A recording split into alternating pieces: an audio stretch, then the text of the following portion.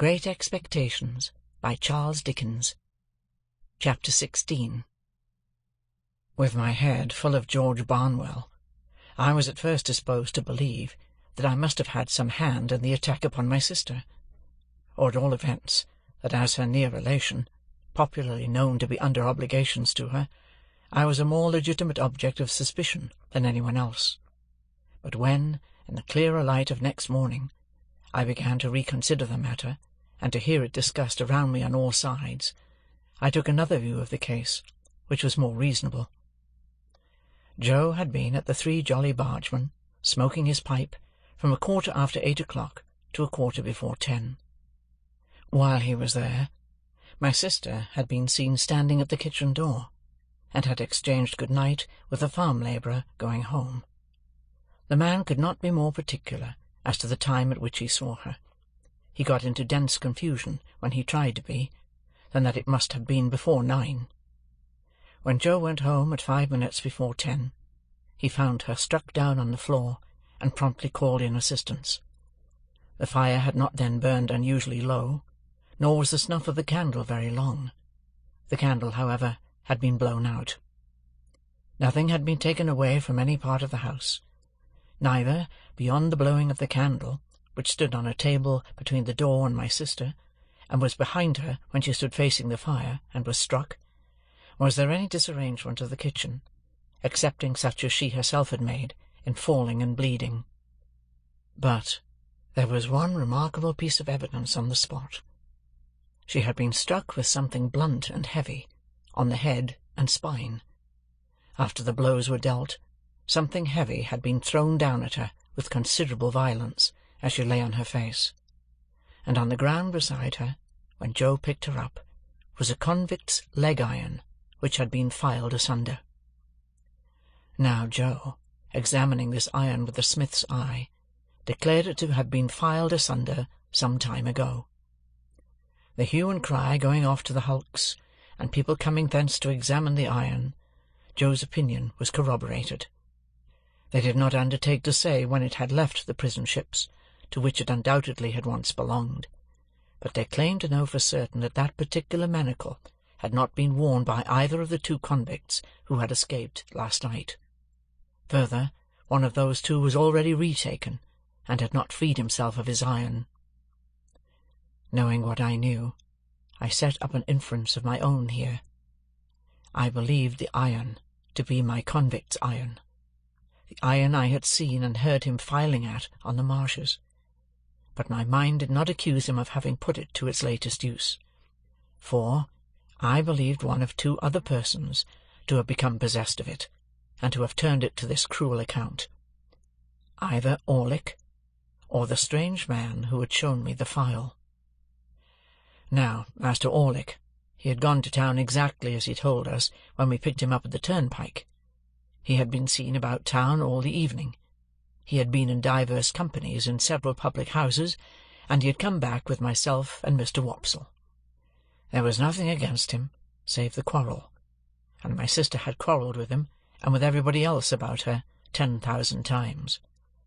As to the strange man, if he had come back for his 2 bank-notes, there could have been no dispute about them, because my sister was fully prepared to restore them.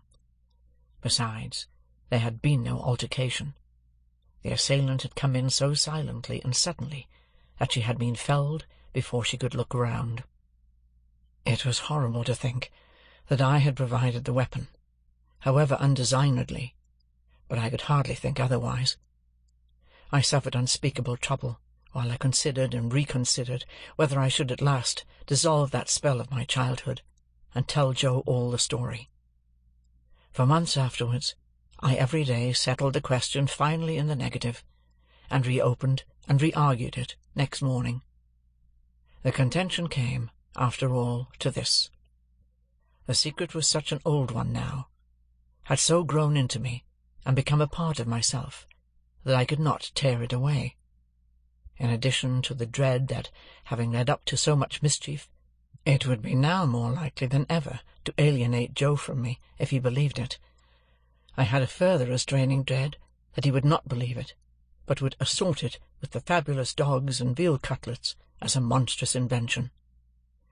However, I temporized with myself, of course, for was I not wavering between right and wrong, when a thing is always done?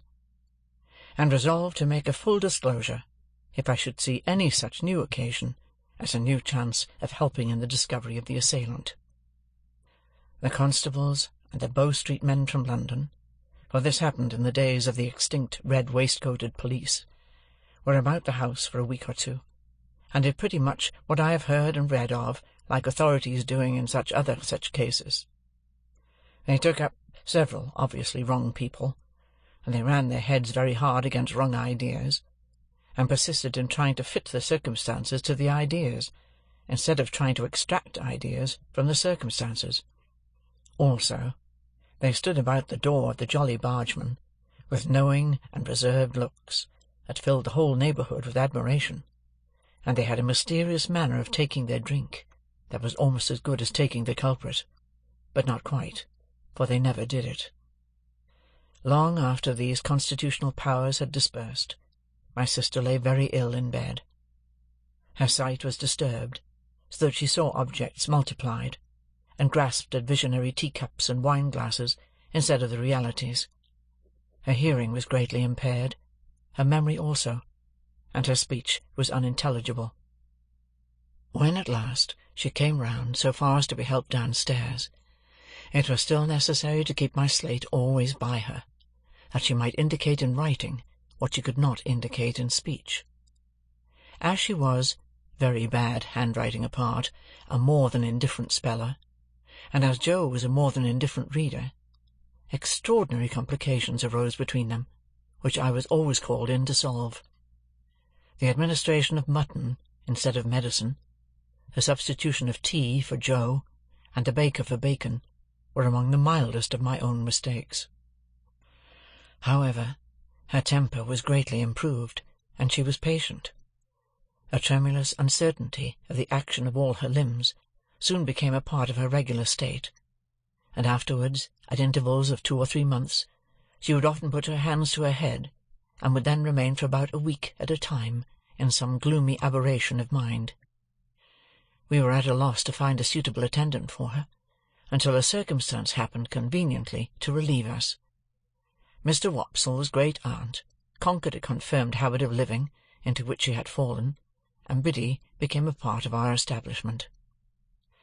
It may have been about a month after my sister's reappearance in the kitchen, when Biddy came to us, with a small speckled box containing the whole of her worldly effects, and became a blessing to the household. Above all, she was a blessing to Joe, for the dear old fellow was sadly cut up by the constant contemplation of the wreck of his wife, and had been accustomed, while attending on her of an evening, to turn to me every now and then, and say, with his blue eyes moistened, "Such a fine figure of a woman as she once were, Pip." Biddy instantly taking the cleverest charge of her, as though she had studied her from infancy, Joe became able in some sort to appreciate the greater quiet of his life, and to get down to the Jolly Bargeman now and then for a change that did him good. It was characteristic of the police people that they had all more or less suspected poor Joe, though he never knew it, and that they had to a man concurred in regarding him as one of the deepest spirits they had ever encountered. Biddy's first triumph in her new office was to solve a difficulty that had completely vanquished me. I had tried hard at it, but had made nothing of it. Thus it was. Again and again and again, my sister had traced upon the slate a character that looked like a curious T, and then, with the utmost eagerness, had called our attention to it as something she particularly wanted. I had in vain tried everything producible that began with the T, from tar to toast and tub. At length it had come into my head that the sign looked like a hammer, and on my lustily calling that word in my sister's ear, she had begun to hammer on the table, and had expressed a qualified assent. Thereupon I brought in all our hammers, one after another, but without avail.